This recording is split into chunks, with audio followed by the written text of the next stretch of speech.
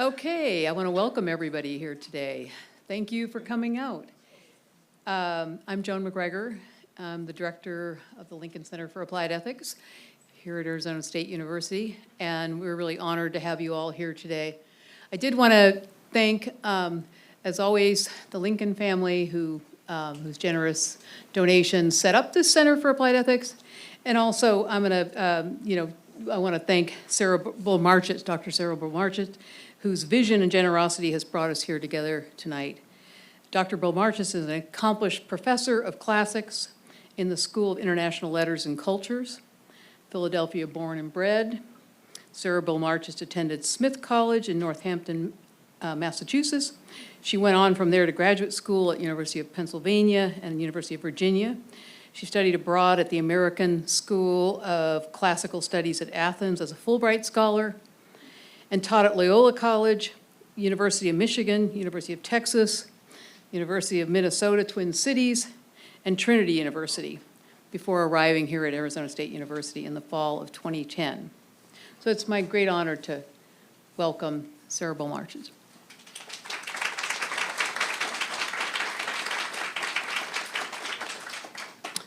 Hello. Thank you for being here. And also I wanted to thank Joan McGregor and the staff of the Lincoln Center.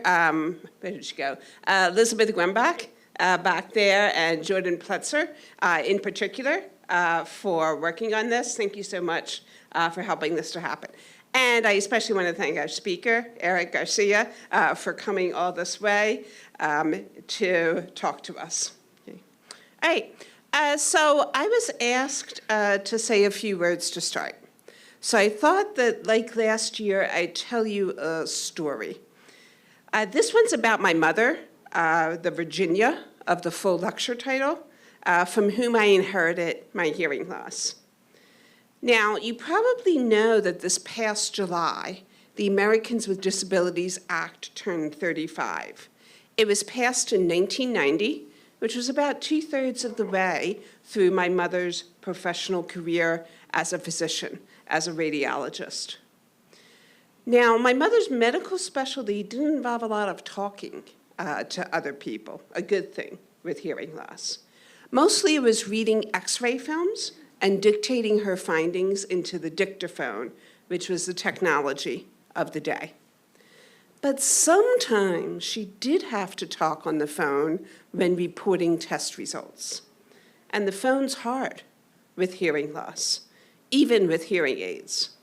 Because the ADA was years away from being in effect, and because her employer didn't have any responsibility to provide her with accommodations, my mom bought herself a phone receiver that amplified sound so she could call patients and their doctors. Now, every staffer in the hospital knew my mother wore hearing aids and had an amplified phone receiver. And they knew where she kept it, top drawer of her desk. Sometimes a patient with hearing loss would be admitted and not be able to use the room phone, which wasn't amplified. And someone would say, aha, VB has an amplified receiver. I'll go borrow it for this patient. And they would. Then they'd forget to return it to my mom's desk after the patient left. And my mother would go on a hunt all through the hospital for the receiver, and often ended up just buying a new one. When my sister and I were clearing out our house after her death, we found a box with at least 18 amplified phones in it. So now these days, after the ADA was passed, the federal government makes caption phones and provides captioners for it for free. I have one in my office. So things changed. But you know, sometimes the more things change, the more they stay the same. There's another phase of my mother's story that involves amplified phones and hospitals. 3 years ago, my mother was taken suddenly ill and hospitalized, her final illness. She was allowed to eat, since at first they weren't sure what was wrong with her. To order meals, patients would call the kitchen on their hospital room phone. Of course, the room phones in the hospital were not amplified. Of course, my mother still wore hearing aids. And of course, her hearing had grown worse with age. When I arrived in town the day after she was hospitalized, after I called down my mother's lunch order to the kitchen, I said to a nurse, "Can you get an amplified phone for my mother?" And she said, "Oh, we don't have those." And I said, "The patient handbook says you do."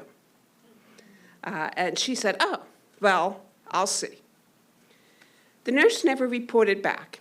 Instead, I got one of those amplified phones from home that my mother had collected over her career and brought it into the hospital so my mother could eat. So the lesson is, the more things change, the more they also stay the same. One reason I doubt this lecture was the hope that that cycle of failure to change could be broken. So thank you for being here, and thank you for being part of that effort.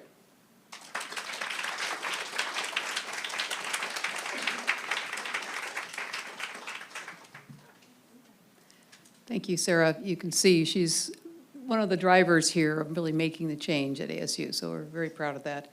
I also would like to, before we introduce our speaker, I'd like to introduce Dr. Amalia Polaris, who's the Vice Provost of Inclusive Excellence, who's got an announcement she wants to make here today.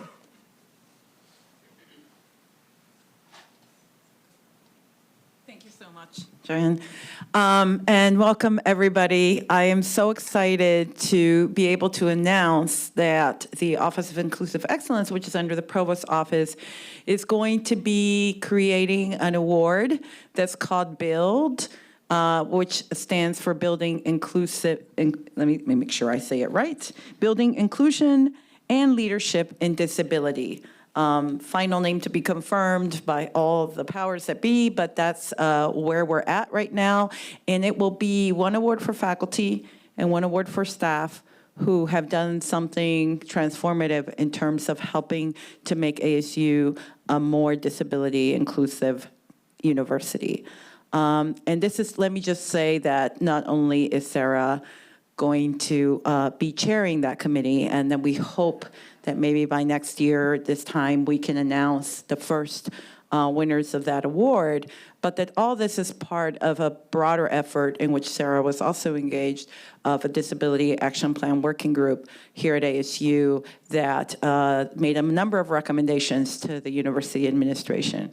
And one of them is about transforming the culture, making sure that we engage in education and culture to educate our entire university about students, faculty, and staff with disabilities, so we can really fulfill our charter to make sure that we, are not about who we exclude, but who we include and how they succeed. So very proud to be announcing this award tonight. Thank you.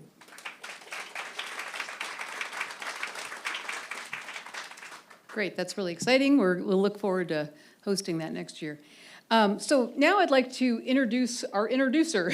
So we wanted to find a faculty member who is working in the area of neurodiversity and maybe himself is also autistic, and so he has that experience. So I'd like to welcome Professor Bradley Irish. He's an associate professor in English here at Arizona State University, where he studies literature and culture of early modern England. He is author of 5 monographs, including Literary Neurodiversity Studies, Current and Future Directions, published earlier this year.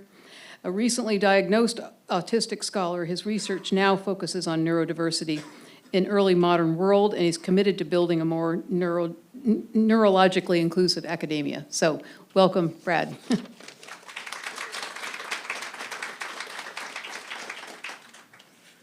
Thank you so much for that wonderful introduction, and thank you all for coming, and thank you for the Lincoln Center, everything you're doing on behalf of us all. So I get to introduce our speaker, very exciting. Eric Garcia is the Washington Bureau Chief and Senior Washington Correspondent at The Independent and the author of the book, We're Not Broken, Changing the Autism Conversation.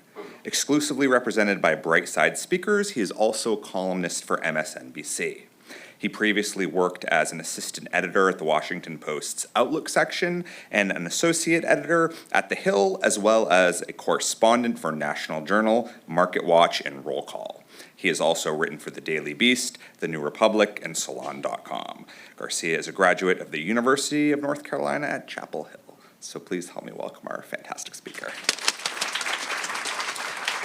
Thank you so much. Thank you to Bradley, thank you to Amalia, thank you to Cerebral Marchers, thank you to the Lincoln Center, thank you to the Bull Marchers family as a whole, the Lincoln family, thank you to Arizona State University, thank you to Amalia. I want to especially thank Dr. McGregor as well, and thank you to my dad and my stepmom who are here tonight. Thank you very much. We really are, it's funny, I was talking with Dr. McGregor earlier, and I said, we started talking back in February about doing this, and never could we have imagined that I would have so much fresh material for a lecture entitled How Bad Ideas About Autism Hurt Autistic People.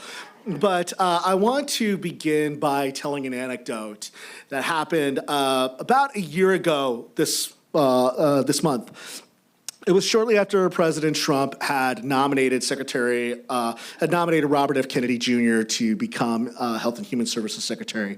I was talking to a conservative Republican senator from Alabama, and I said, well, what are your thoughts about Secretary Kennedy?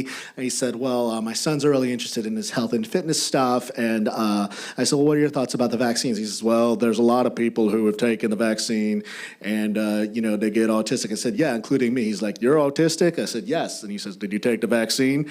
And I say that not to make fun of people in Alabama, because what I say is that that is very concerning for the people of Alabama, that their senator, including was so ignorant about autism that he didn't understand the basics of it. And I say that because it is important that we have good information so that policymakers can make good decisions and so that loved ones can make good decisions. So that is the opening anecdote that I wanted to say.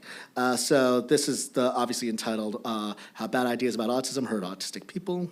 Hold on, let me just...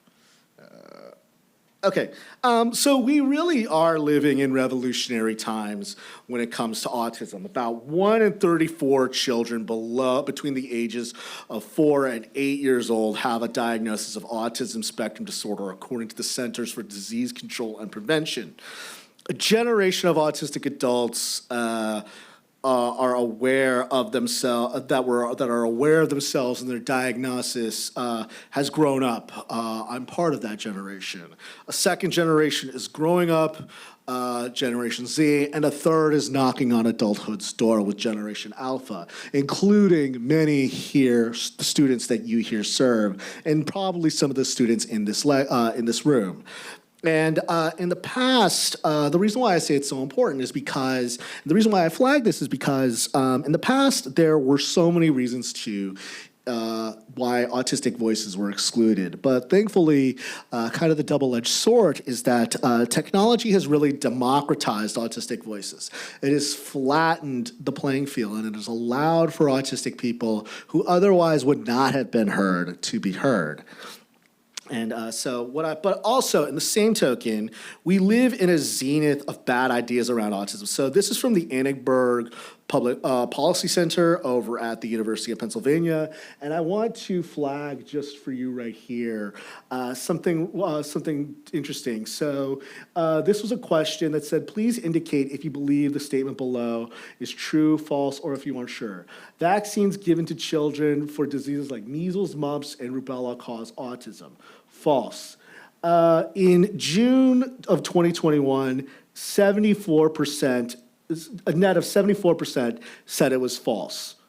And then at the same time, only 9% said it was true. And as of April 2024, 67% said it is net false, and 14% said it is net true. What does that show? Anybody? That number is increasing. So thankfully, still a majority of people believe that this is not true. But what we are seeing is that number is generally increasing. And that's not an accident. This has proliferated extensively on the internet, on social media, and now with a massive megaphone from 1600 Pennsylvania Avenue. But information invades our screens as well. We can't just blame the White House. We can't just blame policymakers. So a 2023 Drexel University study showed that 41% of all TikTok videos associated with the hashtag autism were inaccurate and 32% as overgeneralized. That is not something you want to see when it comes to autism, given how much young people and Generation Alpha and Generation Z as a whole don't get their information from the news. They don't read newspapers. They don't watch the news. They get their information from TikTok. Another study in Emerging Trends in Drugs, Addictions, and Health surveyed 100 TikTok videos showing that only 24 were labeled as useful, 36 described personal experience, and 40% were misleading. No hate to the people who are describing personal experience, that's your experience, but 40% is definitely too high. So this has massive consequences. When bad information spread, it moves to the highest levels of power. Policymakers are only as good as the information that they receive. Misinformation now comes top down and bottom up, which is what I was trying to show up there. And then bad information leads to bad policy. And bad ideas about autism go back to autism discovery. In 1938, Leo Kanner, who was a professor at Johns Hopkins University in Baltimore, Maryland, saw a child named Donald T., a gifted, albeit unusual child. Donald's parents wrote that he seems to be fully self-satisfied and almost seems to draw into a shell within himself. They had a playmate for Donald, and Donald never asked the playmate a question. Kanner observed that there were in his study called Autistic Disturbances of Child Psychopathy, I believe is called, but I can't remember off the top of my head, ineffective contact. Kanner observed that there were very few really warm-hearted mothers and fathers and mothers of these children. And that gave birth to the idea of refrigerator mothers. While Kanner suggested at the end of his study that autistic children had an, quote, innate ability to form connections, his concept of the refrigerator mother, AKA the unloving mother, took off. And we see that now today with the discussion about acetaminophen and pregnancy. And Donald T. became the poster child, along with the 10 other children that Kanner observed at Hopkins, for what we think of when it comes to autism. But I say this because Donald T. had a very different life than what we might imagine. Journalists John Donvan and Karen Zucker, in their book In a Different Key, tracked down Donald T., whose full name was Donald Triplett. Donald Triplett lived in Forest, Mississippi. He had a collection of friends who he gave individual numbers to. He graduated from college. He joined a fraternity. He worked in a bank, and he enjoyed driving his coffee-colored Cadillac. He enjoyed golfing. And Donald died in 2023, loved by friends. He held a job and he belonged in the community in Mississippi. And that is very different from what we think of when we think of autism still to this day. And unfortunately, as Sarah Bolmarchich said, the more things change, the more things stay the same. Everyone has an opinion about autism. I'm sure everybody here has loved ones who have an opinion about autism. But rarely do we listen to autistic people still. And it is a blessing that I'm grateful, and I do not take it for granted that you would invite an autistic person to speak at this university and to be consulting with neurodivergent people in making a more inclusive environment. I am grateful for ASU to doing that, and I do not take this lightly. So thank you. And in the past, there were excuses for this. Autism was still largely unknown. People didn't understand it. Autistic people were often sent off to institutions partially because of the refrigerator mother trope, and there was this idea of doing what was called a parentectomy. It was seen as compassionate to remove these children from their parents. And autistic people were either deemed too disabled to communicate their needs, or people like myself were seen as not disabled enough to communicate and articulate the needs of autistic people. And this would begin a practice of discussing autism without discussing autistic people. Bruno Bettelheim, who was an Austrian doctor and psychiatrist, ran with Connor's idea to promote the harmful concept of refrigerator mothers. This rationalized institutions. As I said, he compared the parents, he was a Holocaust survivor himself, and he compared the parents of autistic children to Nazi prison guards. He postulated that the central defining trait of parents of autistic children was wishing that the children didn't exist.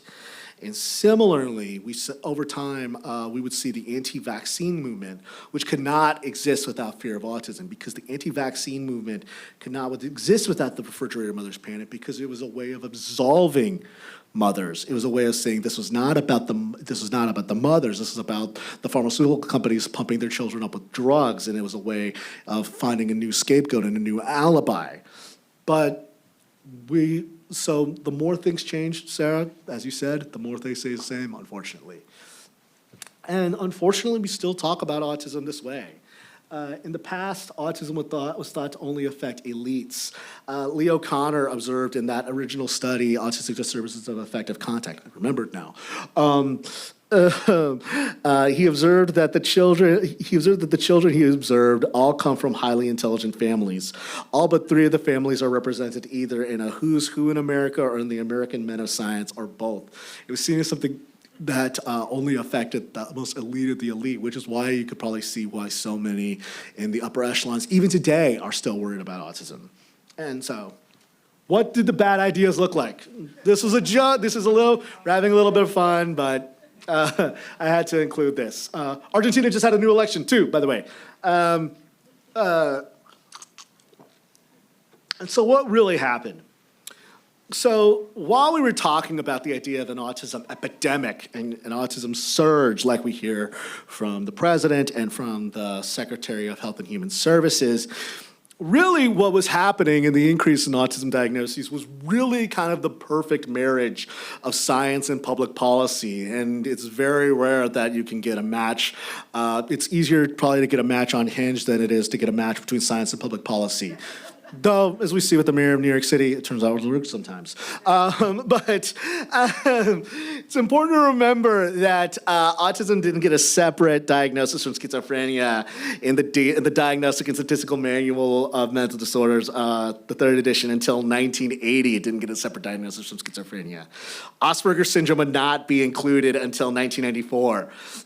At the same time, the passage, the Americans with Disabilities Act and the Individuals with Disabilities Act, Education Act, increased the visibility of autistic people and allowed and paved a road and built a steady foundation for a whole generation of autistic people to go to school and get jobs and achieve their dreams, including the man who is standing in front of you right now.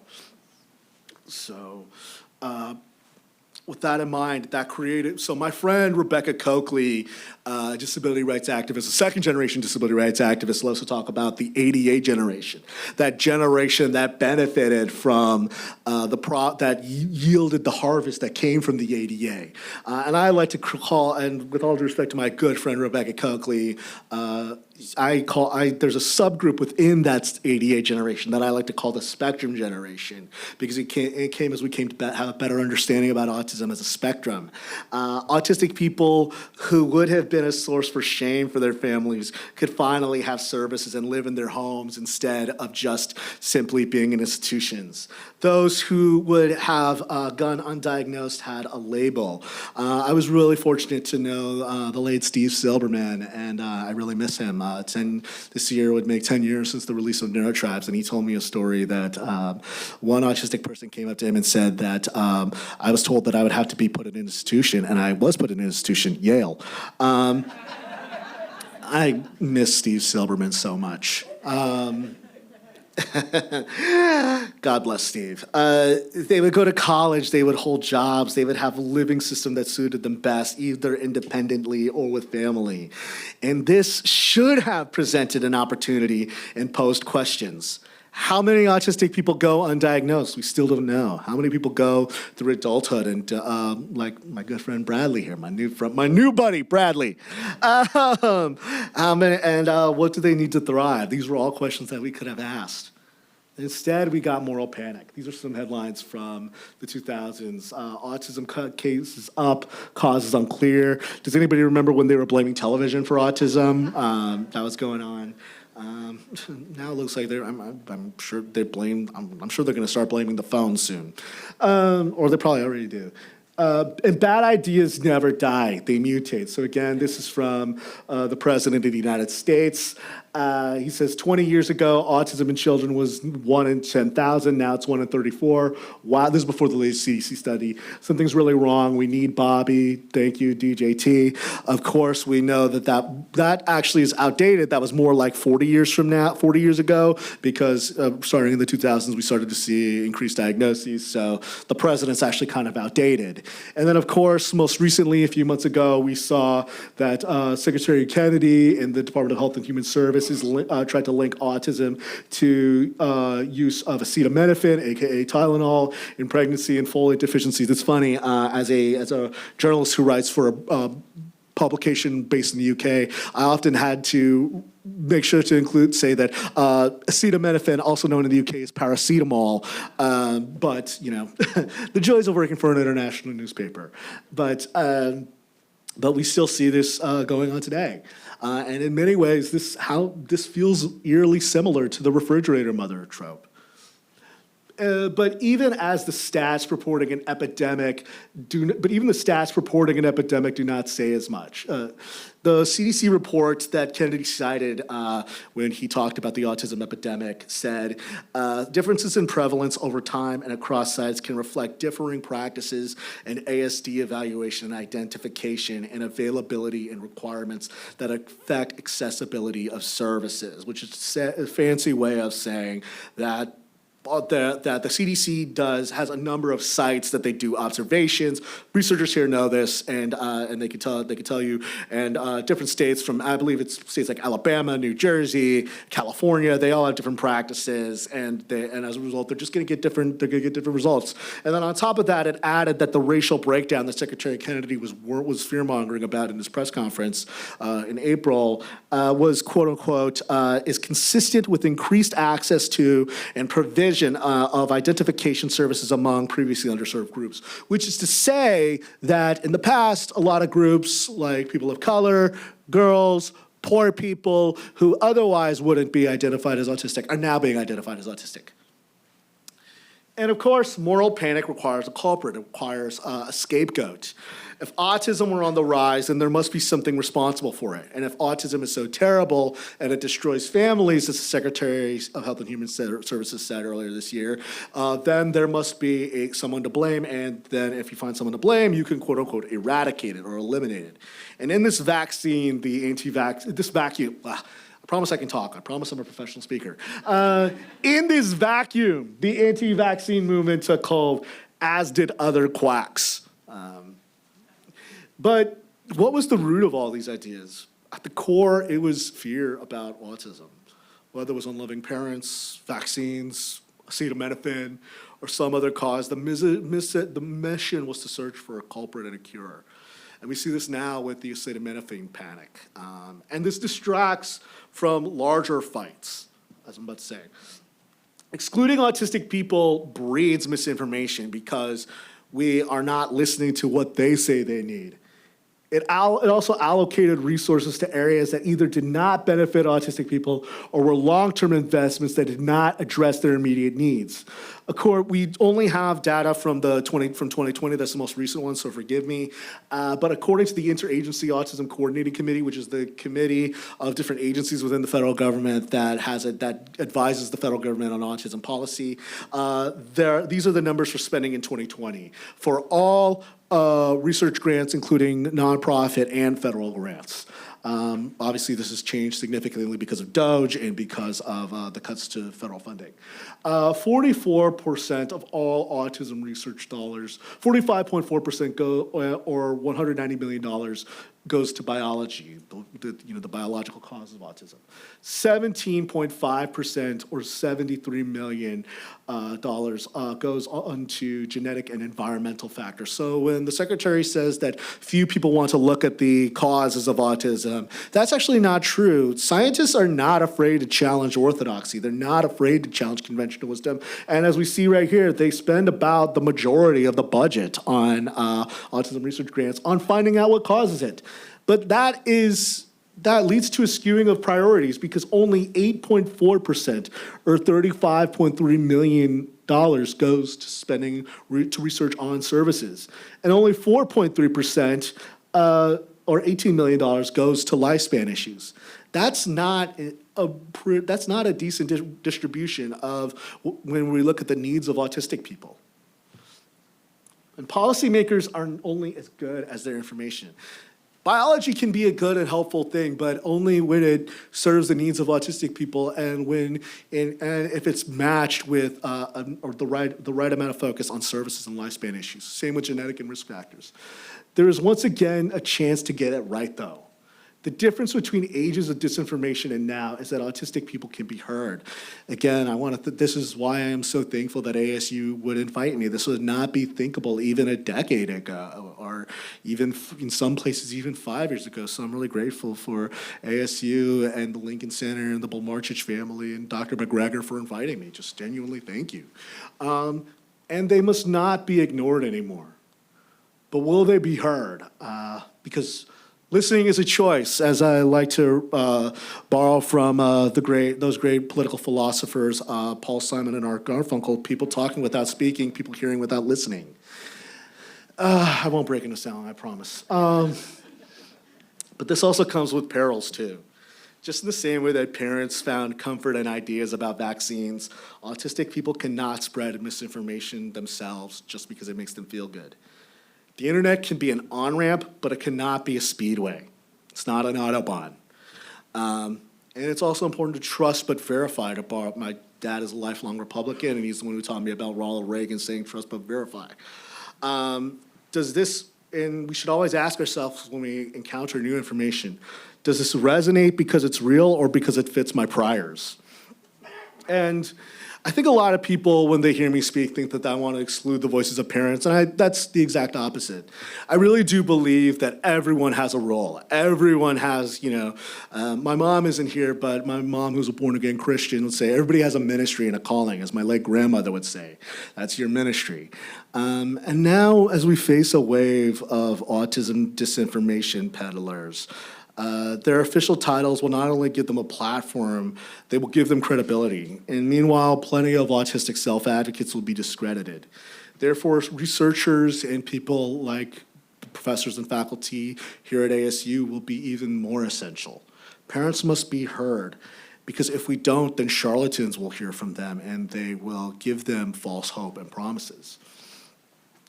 So now I ask you, what can we build together?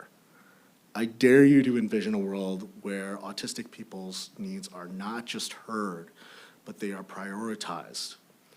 I ask you to discard doubt and ask, what would a world full of autistic inclusion look like? Recently the New York Times asked me what that world would look like. And I almost kind of had to take a pause because we don't know what it would look like. So I couldn't give, for once, as much as I love to yap and as much as you guys are paying me to talk, I was at a loss for words because we don't know what that would look like. We don't know what a fully inclusive world would look like. So I'm asking you to imagine that. I'm asking you to dare to believe what you cannot see. Fear is understandable. The world is still very cruel to autistic people. Autistic people are still shot and killed by police. 50% of people who are shot and killed by police are people with disabilities. Autistic people are more likely to encounter, I was just talking with Claire up here, there are plenty of undiagnosed autistic people are more likely to end up in the criminal justice system and be incarcerated.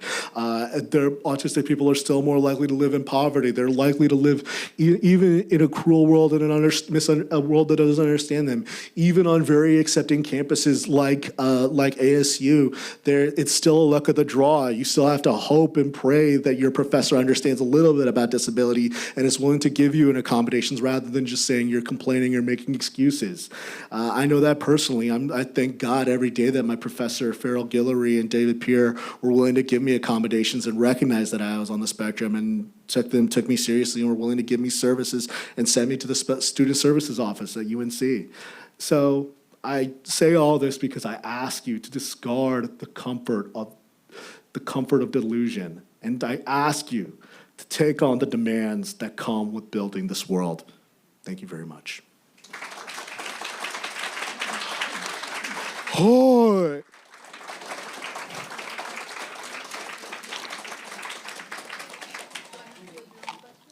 Yeah, all right. Let's do it. My yakking away and my lecturing at you is done. So I want to have this. Let's have some fun. Let's do some real questions. Come on. Come on. I feel like I'm Carolyn Levitt. Come on. Right there. First of all, James Adams, who teaches here with the fecal transplants. Mike. James B. Adams, who works here at ASU with the fecal transplants, dealing with autistic kids. Yeah. Can you speak a little bit about that? About what? Fecal transplants? You know, I don't know as much about it, so but I want to learn more about it, so I can't speak about it. I'm sorry. Okay. I have a part B. I work with autistic kids. Please. I'm sorry that I wasn't able to, but I just don't want to. That's okay. That's okay. I prefer you saying you don't know than to try and give us an answer. I work with autistic kids. Yeah. You're on the high end. Yeah. Many that I work with can't speak, can't function, can't eat. Yeah. And there's such a push to get them into mainstream, which is almost impossible for a single teacher to deal with. Yeah. So where do you see that going? Yeah, I think that the way that the IDEA is written is free and appropriate, and I think there's also undue burden. I think that you include them as much as possible, you mainstream them as much as possible, but oftentimes if that's not, without speaking out of turn, I think that, sometimes there could be other options to make sure. But I think the most important thing is to make sure that they're not segregated and they're not warehoused. So even if they're not mainstreamed, I think that the most important thing is to make sure that they're still on the same track. I think we've seen the same thing. Where's Amy?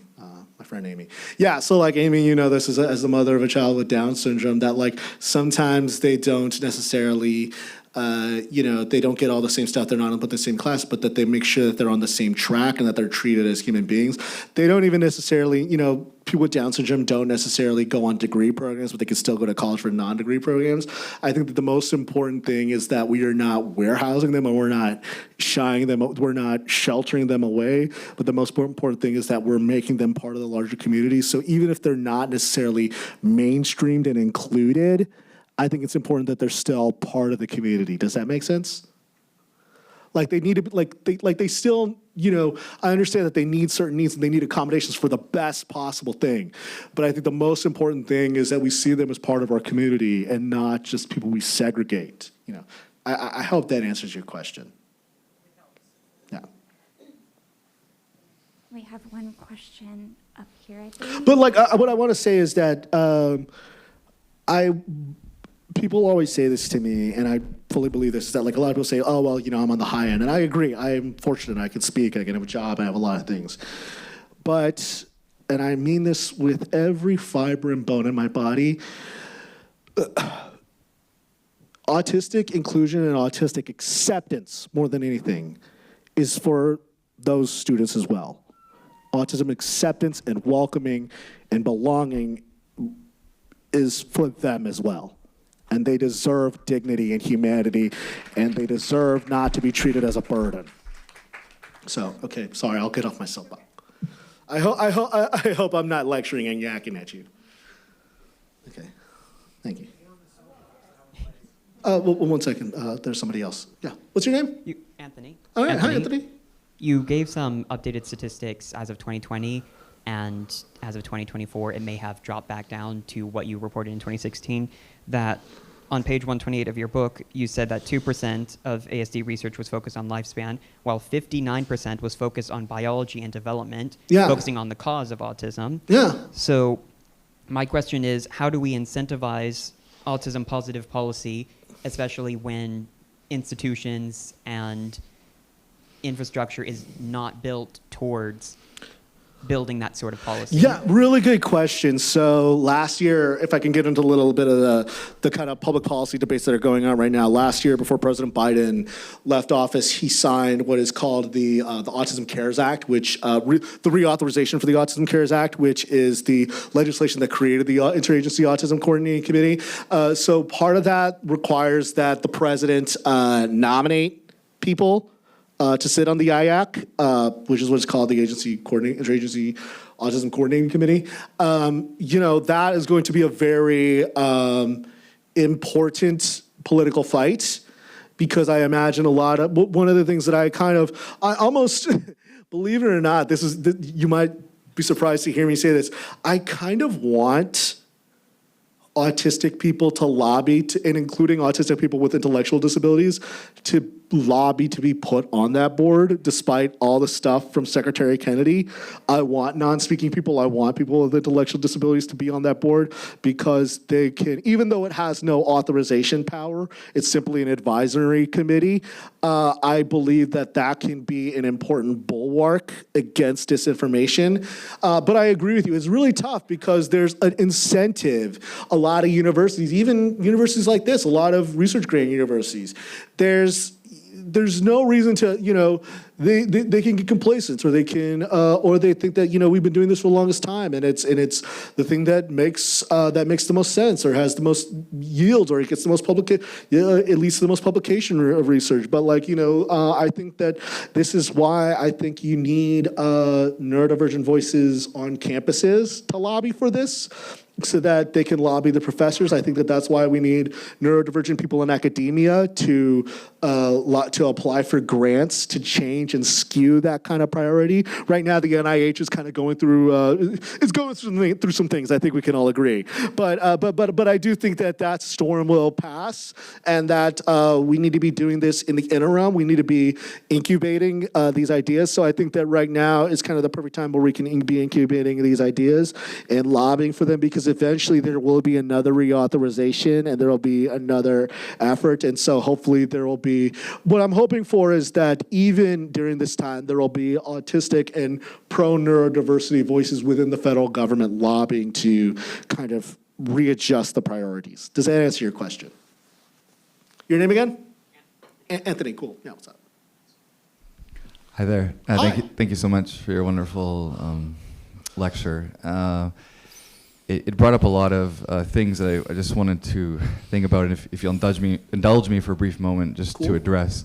From being autistic myself and working with a lot of autistic people, I find that a lot of the rhetoric and standards are still compared to neurotypical people. Yeah. And one of the bad ideas about autism, in my view, is this idea of functioning in terms of, people say high functioning, low functioning, that's still a reference point to people who can speak, who don't look autistic, who hold jobs.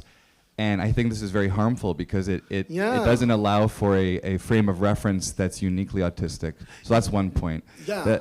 The second point I was thinking, that the idea of the refrigerator mother, one of my theories perhaps about that is that perhaps some of these refrigerator mothers were themselves neurodivergent. They were, because probably. In fact, there's a genetic base to autism, and they were struggling as much as their offspring were in terms of raising a child on the spectrum.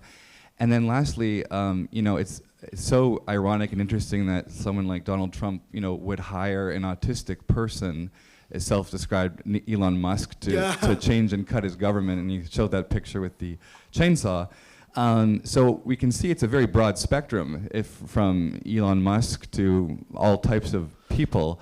What would an autistic inclusive world look like given the tremendous diversity of the spectrum itself? It seems that there would be many solutions required. And my last little point is, instead of high policy level things, what can the average person do in their daily lives to include, support, promote, convey autism inclusion and progress, let's say? Yeah, let's go about, let's pick these one at a time. For the functioning thing, I absolutely totally agree. I'm actually not a fan of high functioning and low functioning. I'm glad that we really don't talk about it that way anymore, because we talk more about high support needs versus low support needs. I believe the designation in the DSM from 2013 was like level 1, level 2, level 3. Even I'm not really big on that, but I don't have a PhD, so they probably know more than I do. But like one of the things that I use this point in my book, and I really try to say it, is that when you say high functioning and low functioning, that is really from the perspective, as you said, from like a neurotypical normative perspective. And it automatically, the reason, and what it does is it almost like, it kind of stigmatizes it. It says, well, it sets this almost kind of, to borrow from Michael Gerson, this soft bigotry of low expectations for high support needs autistic people, and it says, well, they're not going to achieve much, so we're not going to teach them that much. We're not going to include them that much. We're not going to think that they could do mathematics, or they could do, I've met with people who like non-speaking autistic people who do poetry and who could do math and calculus. There was a story in CBS News Sunday Morning a few months ago of a non-speaking autistic person in Massachusetts who's going to MIT. There's that problem, but then also I worry that there's the double-sided coin for the low support needs autistic people, because what it says is that it's like, okay, well, the high support needs people are never going to achieve much, so we're going to invest a lot into the low support needs ones. And then almost it simultaneously erases the very real challenges. So as my dad tried to teach me how to drive a car. It didn't go well. He can tell you. Sorry, Dad, but for the heart attacks I gave you. But in the same token, what it does is it erases the very real disabilities that they have. And I think that leads to them not wanting to disclose as much, or fear of judgment. And the point that I always make, and I discuss this in my book, is that I tell the story of two people. There's this one young man named Hari Srinivasan. At the time, he was a student at Cal. He was a student at Berkeley, and he was a non-speaking autistic person. But he wrote for his college newspaper. He was into poetry. It was largely thanks to a communication device that he received, AAC communication, which is a miracle worker for autistic people, many autistic people. And then now he's a graduate student at Vanderbilt University. And then by contrast, I profile this woman who I use the pseudonym Aria, and she is married, she has children, but she had trouble graduating college. And she had trouble finding work afterward. But she's married, she has children, she can speak. So who's high functioning and low functioning there? It really doesn't illustrate a lot. What we've seen is autism's less like a spectrum like this, and it's more like this. It's more of a color wheel, as a lot of people have said. So, yeah, and so the last question is, we said, how do we include it? I think it's just listening to autistic people. They have ways of communicating. Even non-speaking autistic people have ways of communicating. So, yeah. Stimming is a form of communication, too. Yes. Odero, right? Yes. Did I get it right? That you got it right. Thank you. Yes. I'm so happy. I wanted to make sure I get it right. Yes. So I wanted to speak to both the high-low functioning and your point about students who were very low on the spectrum. There are non-speaking students with autism at ASU. Yes. Using AAC devices, and the faculty working with them have learned to be patient enough to allow them to say what they're saying. One of them is an online student, but one of them is on campus. And I'd love to meet them. I wish I could meet them. Yeah, he wasn't able to be here I'm today, sorry. but, you know, Give them my email. I'm serious.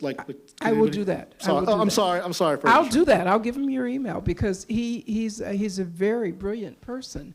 But if you want to have a conversation one-on-one with him, you have to be patient enough to wait for him to two-finger, because I encouraged him to use both hands, type his AAC device what he wants to say. But when he says something, it is significant. And I think what we need to do is raise expectations. Yes, I totally agree. And that goes to my point about the soft bigotry of low expectations. When we think that they can't achieve, and I don't want to diminish the real challenges that they face. Autistic people are, who are non-speaking, are more likely to die of epilepsy. They're more likely to have difficulty with the gastrointestinal issues. They often have involuntary movements. I don't want to diminish them, but in that same focus, both of those things are about taking their needs seriously, both what they can say and what they're trying to say, and also taking their medical needs seriously. So rather than saying, oh, those are two almost paradoxical things, they're actually one and the same. So I wholly agree with you, Otero. Thank you. You said something that I had never considered. Thank you. Thank you. We have a question from online. Yes! We have a number of people joining us from online today. What's up? So Amy Pate asks, how do you think higher education institutions can better design courses and learning environments that authentically reflect neurodiverse perspectives rather than retrofitting accessibility? Ooh, really good point. Really good question. I think the fact that you're talking to me over but being an online student is a perfect example. One of the things, it was funny, I talked to my dad a lot about this when the book tour first happened, is that don't get me wrong, I love going places, I love meeting people, but one of the things I loved about, as much as COVID sucked, both for all of us being at home and also people getting sick, I had COVID twice and it was not fun, do not recommend. What was also great is that it allowed for a lot of people who otherwise couldn't go to bookstores, either because they were chronically ill or they had high support needs, to log in.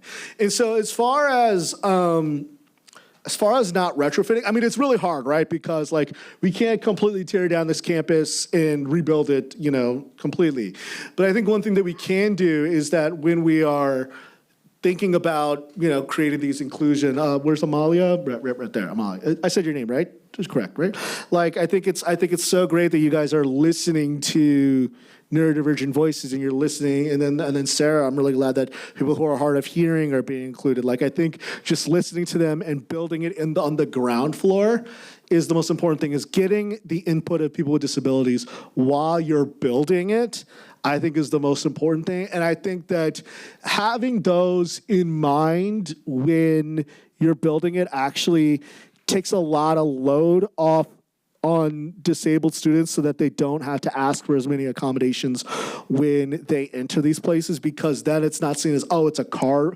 Even though it's their rights, it's their literal rights on the ADA, it's not seen as we have to make this specific accommodation for them. Rather, it's built in. And then that creates a lot less stigma, it leads to a lot less kind of those uncomfortable conversations with professors. But I think it really just is about including them on this on the ground floor. Just like how people who the ADA requires that buildings like this need elevators and ramps in mind. So it's the same principle. I hope that helps. Hi. Hi. So thank you so much for this. What's your name? Cora. Cora, how you doing? And you've been so eloquent about lifespan issues. Yeah. And I feel I think it's been documented that later in the lifespan gets a lot less attention, right? Yes. Public discourse surrounding. And so I would love to hear if you could give some examples of excellent supports or excellent cultural interventions that are about later in the lifespan, so that we can amplify I those. really want to look more into that. I really don't know as much, I'll admit. But yeah, I think that one reason why I want to look more into lifespan issues is because, look, there's going to be a lot of autistic people who are going to eventually, thankfully, so the average autistic lifespan, the life expectancy for autistic people, and that's including all autistic people, is 34. I'm turning 35 next month, but it's not just just me. I'm going to be fine. I'm going to live. But like the point being is that like I would love it. One of the miracles that we've seen, and Amy and I were talking about this earlier, is that in the past 30 years we've seen the life expectancy of people with Down syndrome expand. If we are to, so like with the services thing, we should be focusing on services that expand the lifespan. And then hopefully what that does is that once we see the lifespan expand, or if people who already are autistic like Donald Triplett, we should look at what they need, and we should look at what are the best services, because then that could lead to, for example, Medicare covering the right services, or Medicaid covering the right services, so that there isn't just, so that people don't go without. Again, I wish I knew some stuff, but I would like to, anybody who knows of some good stuff, like, or services for aging autistic people, please let me know. I would love to learn more about it, so.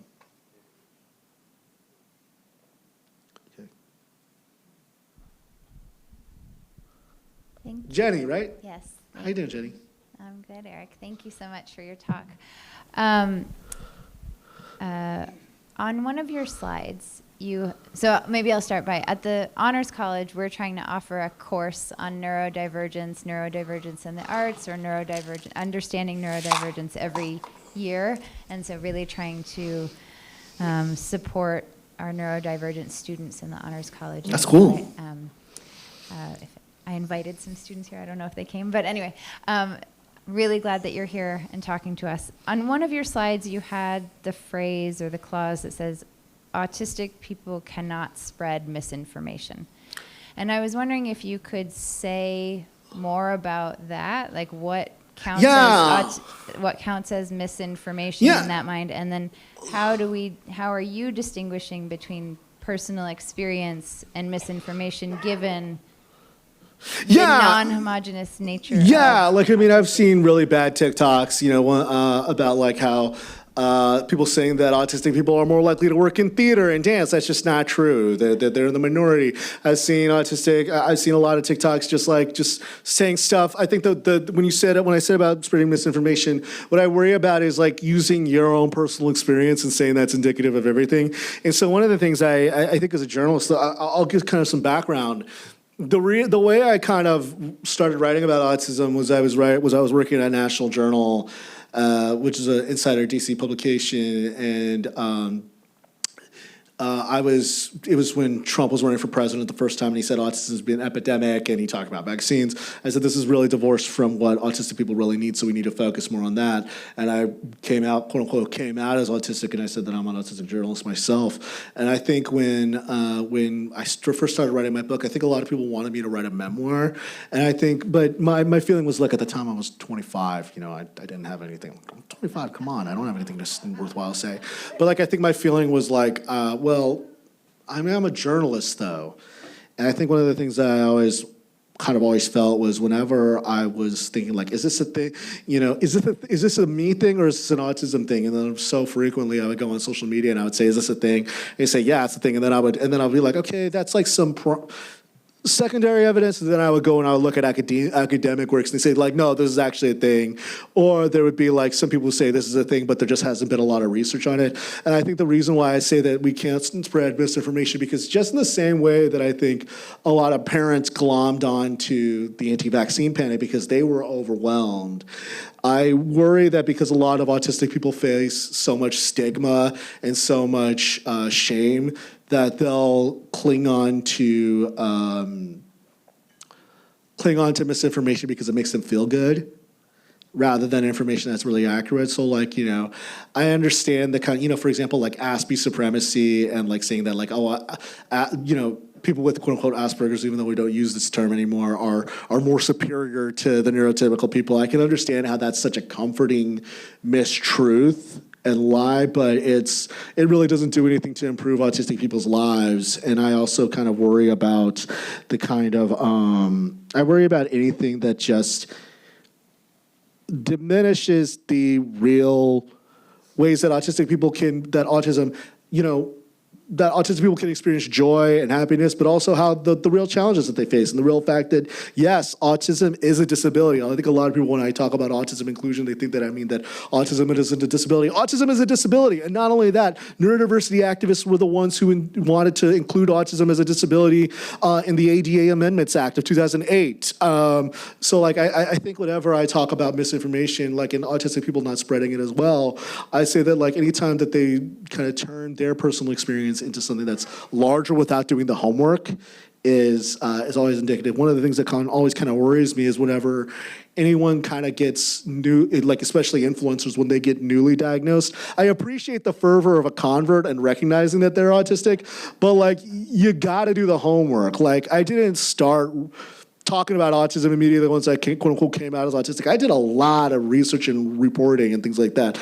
And you know, one of my friends, Sarah Luderman, likes to say like tweeting doesn't make you an expert on autism. You actually had to do, Sarah Luderman, who's a great journalist over at the 19th, who's autistic herself and is an autistic mom. Like I think it's really important. You still have to do the homework. You know, just like the fervor of a convert, you still have to read the Bible. You still have to read your scripture of choice. You know, in the same way, you still have to do the homework. So does that help it, Jenny? I hope it does. We have very many questions All right. online, Eric, so I'm going to read one more, and we have time for about 1 to 2 to 3 more questions. Wow, cool. Christina Lopez says, what are your thoughts on immigration policy interacting with autism rhetoric, specifically as it applies to disparities in diagnosis and intervention? Ooh, that's a really good one. I mean, I think that we've seen like a few cases of ICE with autistic people or their parents. I think Kilmar Abrego Garcia is the father of an autistic student. There was a case I think in Chicago or things like that with autistic parents. I think it really does make it difficult because I think that there is such a language gap in diagnosis, and I almost kind of worry about parents going to get evaluated, even if their children are citizens, but they're a mixed status family, because it can make it very hard because they might not be willing to go because they might be afraid that their information, if their children are available for are eligible for Medicaid, they might not be willing to apply for that because they're afraid that might lead to their parents getting deported. So it really is complicated, and like the kind of intersection of like language gaps. And this is not just for Hispanic families as well. This is for Asian American families. This is for African families as well. It really does make getting a diagnosis, especially for for immigrants with tenuous legal status, it really does makes getting a diagnosis even more of an ambiguous decision and one that has to be case by case, which is really concerning because we want all autistic people to be able to get the services they want. So that's a really long way of answering, but what I'm trying to say is that immigration law is making it much more complicated now. Yeah. What's up? Hello. What's your name? My name is Yvonne. I'm Hi, a Yvonne. student. I'm also autistic. Hi, loud and Yvonne. proud. What's up? Hell yeah. I'm very appreciated to be here to listen to your lecture and hearing about the conversations, bringing it back for autistic folks to be heard. I'm also myself a first generation, and I'm also an advocate. I'm an organizer. I remember I just heard one of y'all had a conversation about, like bringing the hopes for individuals to have a voice, like standing up and fighting back for the community. And that's me. I'm actually one of the few neurodivergent folks who advocates. I'm myself considered a freedom fighter. I'm an organizer. And, for such a long time, the conversation when y'all were talking about with like the barriers that puts us down because of our identities, for such a long time, I didn't think I was going to be here today at ASU. I come from a really dark road, if that makes sense. I'm a transfer student. I come from Phoenix College. I got my associate's degree a couple years ago. Even from the many barriers and burdens that I will get from this world, I've done so much. Absolutely. Congratulations. Good for you. Really. Hell yeah.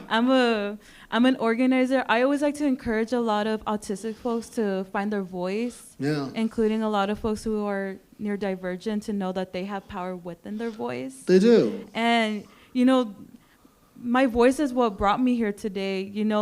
I didn't think I would be where I am today, and returning back to school and also encouraging and challenging the system itself to make sure that there's a more inclusive and accessible community. Yeah. And, you know, I just recently read your book. Thank you. A couple months ago, and it really just brought in my eyes and my attention. Like, and I agree 100%. We're not broken. We are the people. We are the power. Like because of our stories and the challenges that we face, that's what brought us here today. And that is kind of why, like, I continue to lobby in my community. I like to show up to the Capitol. I like to talk with legislators. As you should. I like to organize and bring back the unity in my community because, you know, the conversation that you mentioned at the end of the lecture about what do we see in the community in their future, like, I personally see that there's liberation in my community. Like, I see there's connection, there's more, like, hope. I see, like, there's, like, an inclusive world that you can never imagine. You know, with 88 passed and Section 504 passed, it didn't just come in the night. It came because community came together. They organized, they brought community together, like challenging the system, like understanding about a more inclusive world. And that is why, like, I'm here today, and that's what brought me to this world. Like, I consider my autistic my power. Yeah, I'm really glad you're... I'm very appreciative for you coming to our campus and bringing roots and bringing hopes that there is going to be a more acceptance community. Hopefully there is. I feel that we're going to get to that liberation in the community. So I really appreciate you being here. Thank you. And hearing us, you know, making us feel more inclusive, more acceptance. So thank you again. Thank you so much for saying all those words. I really appreciate it. Anybody else? I think we got time for maybe one more. Come on.